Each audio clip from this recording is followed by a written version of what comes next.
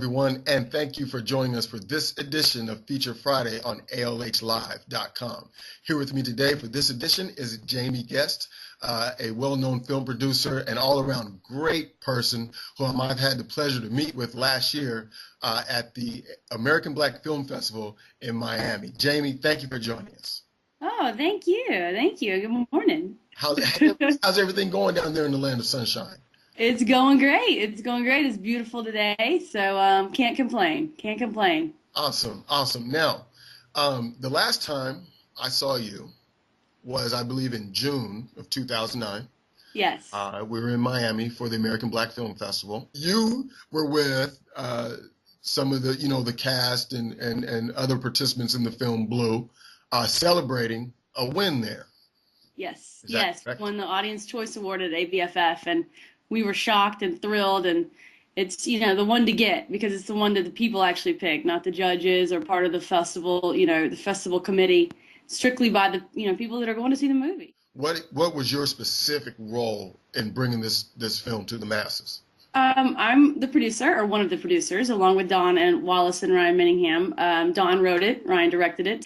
I've served solely as the producer and a little bit of the line producer as well on pickups and anything we need additional photography. I was the line producer, so kind of serving in a couple different roles. But it's also my job once we finish it to help sell it and make it work and get it out there and into whatever distributor we can get. So kind of the business angle in this team, and they're more of the creative sides. Let's talk about the story, right? Yes. And yes. so there had to be a hook, something that attracted you to want you to bring your specific skill sets to this team. What was it about the story Right. And the individuals involved in the story that made you want to just come on board and give it all you had? I really liked the connection that this man had with the father figures, with his trainer and kind of, it was his best friend, but also his dad was his trainer, China Banks, and also with his neighbor who was played by Keith David.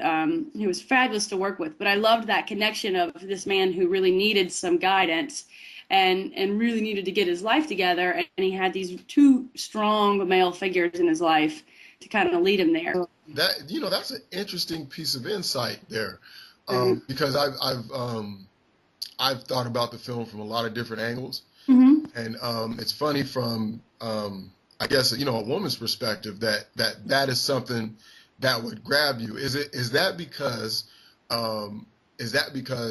you recognize on some level that a man who recognizes he needs guidance makes for a better man? Is that something that you recognize? Yeah, I think that's part of it. And I think, anytime you watch a movie that emotionally resonates, you think there's something, where do you connect? And for me, there's that father figure thing that's always been missing. So for me, it was like, oh, he found it. He asked him, what was it about the woman that you loved?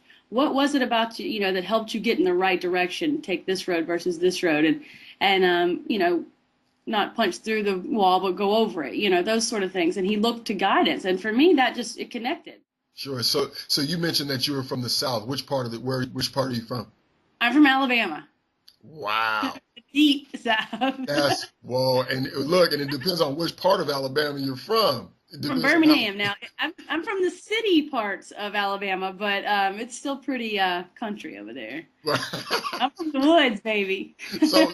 So tell us now. Now we're gonna, I guess, talk a little bit about your background and things like that. So tell us, how did a girl from the South, from the deep South, to quote you, Yeah, right, get the stars in her eyes and start just blazing this trail in Hollywood? How does that happen?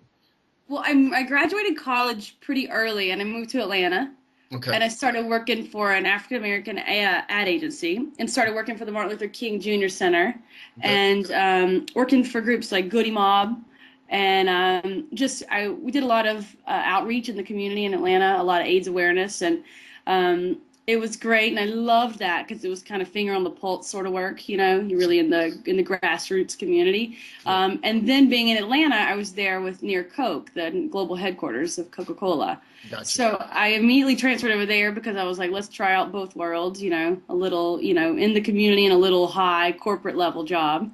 And immediately they transferred me to LA. This was about 10 years ago to start up working on a lot of their brand campaigns with like Kobe and Christina Aguilera when they were doing all the Sprite stuff a long time ago. So I got out here and then was producing a lot of their spots and commercials.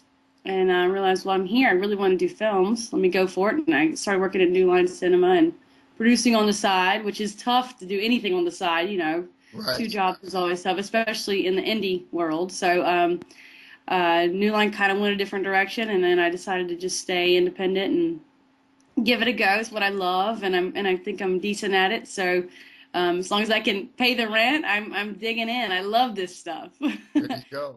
What's next for Jaime Guest as a producer? I just tonight actually will be wrapping the Mr. Sophistication. It's a feature film. I'm the UPM on that film, so producing slash production managing. And when that finishes, which will be hopefully soon, I think they'll go into post on their own on that one, and I'll walk away from it. And Ryan Minningham and I have our own company, so I hope that we've got about 3 projects we're ready to move forward in. Okay, what's the name of your Ryan's company? What's the name of your company? Under the Influence Productions, and hope to turn out another 2 or 3 more features this year would be ideal. Right. um, and get Blue in the best possible place for the best exposure. I mean that's where we're at right now. That's the plan for spring. Bring Okay. something else to the table, fully financed, ready to go, and see Blue, either on your TV or in your theater. That's our plan. Right. And that, I So think, go ahead. I'm sorry. And we always, as a producer, I always have little things going here and there where I'm, dealing with people's scripts and helping them break them down and just trying to, stay involved with up and coming filmmakers that, are on this level and want to know how to make it work. Sure. Because it's hard sometimes, and there's some corners you can cut and some loopholes you can take and still make a great project for not a crazy amount, not a studio level budget. Right. Right. So for that, I just want to keep churning. Right. Keep working. It's not a 9 to 5. That's the No, truth. it's a 9 to 9. Take a breath and then 9 to 9. What advice would you give, to that other, little girl in the South or wherever that has those dreams Right. and would love Right. to be sitting doing what you're doing or standing or running or however it is you do? Right. Right. I think for women in this industry, I think it's very important, you know, because I've encountered a lot of this. You don't, we're not men. We treat things differently. We're not the same. We're equal, but we're not the same. Wow. So you don't need to, there's no reason to be tough and rude. You can get what you need to get done and still be an intelligent woman who's powerful and strong without being rude and cold. And bitchy doesn't necessarily mean successful. So Sure. I think a lot of women get in power and feel like you have to be a little hard and tough, and I'm as good as the man. Well, you are as good as the man, but we have another side to ourselves that's a little more, we massage a little better. I think there's something that women can bring to the table that is actually an attribute, that we have, sometimes you guys don't have, that we can, you can do it with a smile and get it done just as well. And, I just think I'm a firm believer in the, catch more with honey. So, I don't like the hard and tough. Sometimes you got to play ball and it's business and you don't need to be silly. But I also, I appreciate people, realizing we're all lucky to be in this business. And as a woman, use what you have. And I don't mean that in any sexual way. I just Sure. mean, use your maternal instincts to really feel out a situation and don't be the man, be you, because it's a lot different than what guys have to bring to the table. Jamie, thank you so much for joining us and sharing that wonderful piece of insight. Equal but not the same. I love that.